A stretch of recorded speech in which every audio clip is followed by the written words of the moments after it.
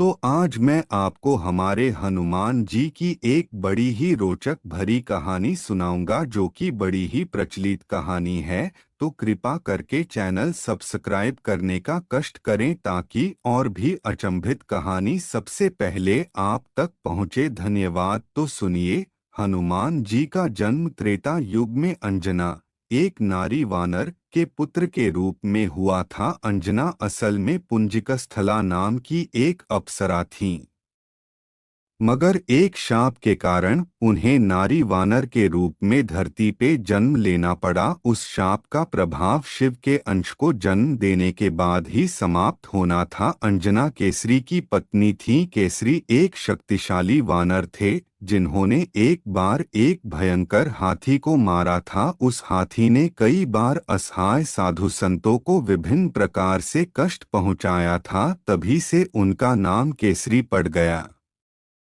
केसरी का अर्थ होता है सिंह। उन्हें कुंजर सुदान हाथी को मारने वाला के नाम से भी जाना जाता है। संक्षिप्त हनुमान कथा। केसरी के संग में अंजना ने भगवान शिव की बहुत कठोर तपस्या की जिसके फलस्वरूप अंजना ने हनुमान शिव के अंश को जन्म दिया। जिस समय अंजना शिव की आराधना कर रही थीं उसी समय अयोध्या नरेश दशरथ पुत्र प्राप्ति के लिए पुत्र कामना यज्ञ करवा रहे थे। फलस्वरूप उन्हें एक दिव्य फल प्राप्त हुआ जिसे उनकी रानियों ने बराबर हिस्सों में बांटकर ग्रहण किया। इसी के फलस्वरूप उन्हें राम, लक्ष्मण, भरत और शत्रुघ्न पुत्र रूप में प्राप्त हुए।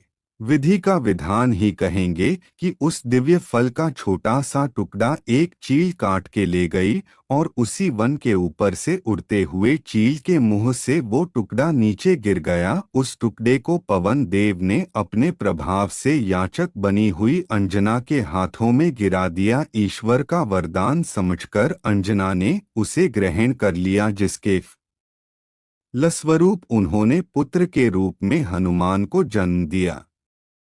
अंजना के पुत्र होने के कारण ही हनुमान जी को अंजनेय नाम से भी जाना जाता है जिसका अर्थ होता है अंजना द्वारा उत्पन्न। तो अब मैं आपको हनुमान जी और भीम की एक बड़ी ही विचित्र कहानी सुनाता हूँ। तो कृपा करके चैनल सब्सक्राइब करने का कष्ट करें। धन्यवाद। तो सुनिए। भीम को यह अभिमान हो गया था कि संसार में मुझसे अधिक बलवान कोई और नहीं है। 100 हाथियों का बल है, उसमें उसे कोई परास्त नहीं कर सकता। और भगवान अपने सेवक में किसी भी प्रकार का अभिमान रहने नहीं देते।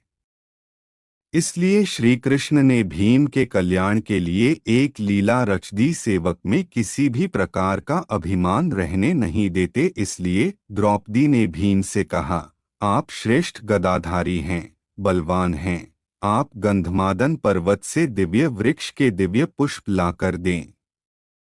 मैंने अपनी वेणी में सजाने हैं। आप समर्थ हैं, ला सकते हैं, लाकर देंगे न दिव्य कमल पुष्प। भीम द्रौपदी के आग्रह को टाल नहीं सके। गदा उठाई और गंधमादन पर्वत की ओर चल पड़े। मदमस्त हाथी की तरह किसी तनाव से मुक्त निडर भीम कभी गदा को एक कंधे पर रखते, कभी दूसरे पर रखते बेफिक्री से गंधमादन पर्वत की ओर जा रहे थे।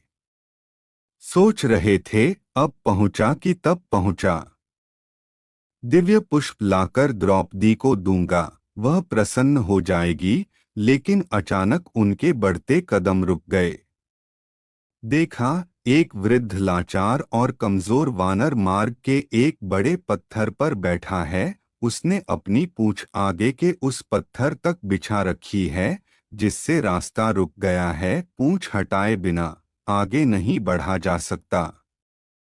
अर्थात उस वानर से अपनी पूंछ से मार्ग रोक रखा था और कोई भी बलवान व्यक्ति किसी को उलांघकर मार्ग नहीं बनाता, बल्कि मार्ग की बाधा को हटाकर आगे बढ़ता है। बलवान व्यक्ति बाधा सहन नहीं कर सकता। या तो वह बाधा स्वयं हटाता है या उस बाधा को ही मिटा देता है। इसलिए भीम भी रुक गए। जब मद, अहंकार और शक्ति बढ़ जाती है तो आदमी अपने आप को आकाश को छूता हुआ समझता है, वह किसी को खातिर में नहीं लाता। और अत्यधिक निरंकुश शक्ति ही व्यक्ति के विनाश का कारण बनती है। लेकिन श्री कृष्ण तो भीम का कल्याण करना चाहते थे। भीम का विनाश नहीं, सुधार चाहते थे। भीम ने कहा, ऐ वानर, अपने पूंछ को हटाओ, मैंने आगे बढ़ना है। वानर ने देखा एक बलिष्ठ व्यक्ति गदा उठाए, राजसी वस्त्र पहने, मुकुट धारण किए बड़े रोब के साथ उसे पूंछ हटाने को कह रहा है। हैरान हुआ, पहचान भी गया। लेकिन चूंकि वह श्री कृष्ण की लीला थी, इसलिए चुप हो गया, भीम के सवाल का जवाब नहीं दिया। भीम ने फिर कहा, वानर, मैंने कहा न कि पूंछ हटाओ, मैंने आगे जाना है। तुम वृद्ध हो, इसलिए कुछ नहीं कह रहा। वानर गंभीर हो गया, मन ही मन हंस दिया, कहा, तुम देख रहे हो मैं वृद्ध हूँ, कमजोर हूँ, उठ नहीं सकता, मुझ में इतनी ताकत नहीं कि मैं स्वयं ही अपनी पूंछ हटा लूं। तुम ही कष्ट करो, मेरी पूंछ थोड़ी इधर सरका दो और आगे निकल जाओ।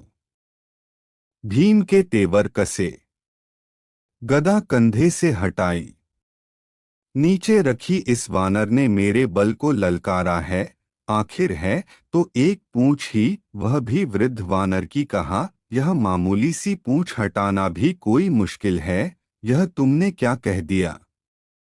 मैंने बहुत बलवानों को परास्त किया है, धूल चटाई है, 100 हाथियों का बल है मुझ में। इतना कहकर भीम ने अपने बाएं हाथ से पूंछ को यों पकड़ा, जैसे एक तिनके को पकड़ रहा है, कि उठाया, हवा में उड़ा दिया। लेकिन भीम से वह पूंछ हिल भी नहीं सकी। हैरान हुआ। फिर उसने दाएं हाथ से पूंछ को हटाना चाहा, लेकिन दाएं हाथ से भी पूंछ तिलमात्र नहीं हिली। भीम ने वानर की तरफ देखा। वानर मुस्कुरा रहा था।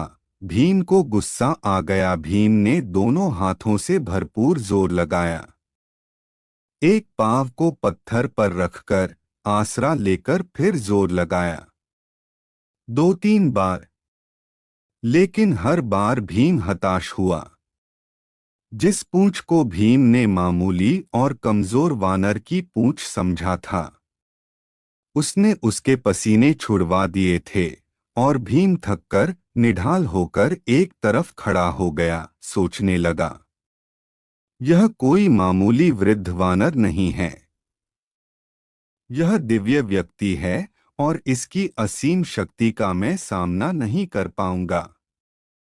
विनम्र और झुका हुआ व्यक्ति ही कुछ पाता है, अकड़ उसे ले डूबती है, ताकत काफूर हो जाती है। और भीम वाकई वृद्ध वानर के सामने कमजोर लगने लगा। मद और अहंकार काफूर हो गया।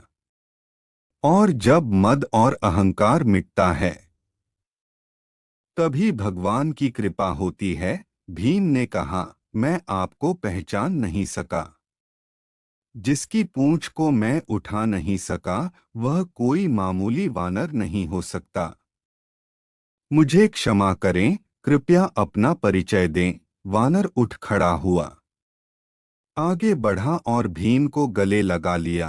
कहा, भीम, मैं तुम्हें पहचान गया था, तुम वायुपुत्र हो। मैं पवन पुत्र हनुमान हूँ, श्री राम का सेवक। श्री राम का सेवक होने के सिवा मेरी कोई पहचान नहीं, और उन्हीं के आदेश पर मैं इस मार्ग पर लेटा हूँ, ताकि तुम्हें तुम्हारी असलियत बता दूं। रिश्ते से मैं तुम्हारा बड़ा भाई हूँ, और इसीलिए बड़े भाई का कर्तव्य निभाते हुए प्रभु के आशीर्वाद से तुम्हें याद दिला रहा हूँ। शक्ति का, ताकत का अभिमान न करो, क्योंकि यह ताकत और बल तुम्हारा नहीं, भगवान ने ही इसे दिया है। यह शरीर भी तो परमात्मा ने दिया है, और जो चीज परमात्मा की है, वह किसी और की कैसे हो सकती है। इसलिए जो जिसने दिया है उसके लिए उसी का धन्यवाद करना चाहिए। परमात्मा की शक्ति के अलावा किसी की क्या शक्ति हो सकती। भीम की आंखें खुली। त्रेता युग की श्री राम और हनुमान जी की वीर गाथाएं याद आ गईं। प्रेम से, श्रद्धा से भीम की आंखें भी खुल गईं और भावों के इसी प्रवाह में भीम ने हनुमान जी को समुद्र लांघने के समय पर धारण किए गए विशाल रूप का दर्शन कराने का अनुरोध कर दिया। और हनुमान जी ने श्री राम की कृपा से अपना आकार वैसा ही बढ़ाया जैसा उन्होंने 100 योजन समुद्र लांघने के समय धारण किया था। यह देख भीम हैरान रह गया। वह कभी हनुमान जी के चरणों में देखता और कभी उनके आकाश छूते मस्तक को, जिसे वह देख ही नहीं पा रहा था। हनुमान जी ने कहा, भीम, मेरे इस रूप को तुम देख नहीं पा रहे, लेकिन मैं श्री राम की कृपा से इससे भी बड़ा रूप धारण कर सकता हूँ। भीम ने हाथ जोड़कर सिर झटक दिया और हनुमान जी के चरणों में गिर पड़ा। भौतिक पद, प्रतिष्ठा और धन का अभिमान कैसा? ये तो कभी भी नष्ट हो सकते हैं। भौतिक पदार्थ भौतिक सुख ही देते हैं, लेकिन परमात्मा की कृपा तो शाश्वत होती है, जिसे कोई छीन नहीं सकता, चोर चुरा नहीं सकता। आदमी को उसी दायरे में रहना चाहिए जिसमें परमात्मा रखे। परमात्मा की इच्छा के बिना तो पत्ता भी नहीं हिल सकता। इंसान की जिंदगी का क्या भरोसा? किसी भी मोड़ पर 4 कदम की दूरी पर खत्म हो सकती है। ऐसी ही अच्छी कहानी देखने के लिए हमारे चैनल को सब्सक्राइब करें तथा बेल आइकन को दबाएं ताकि नई कहानी आप तक सबसे पहले पहुंचे। धन्यवाद।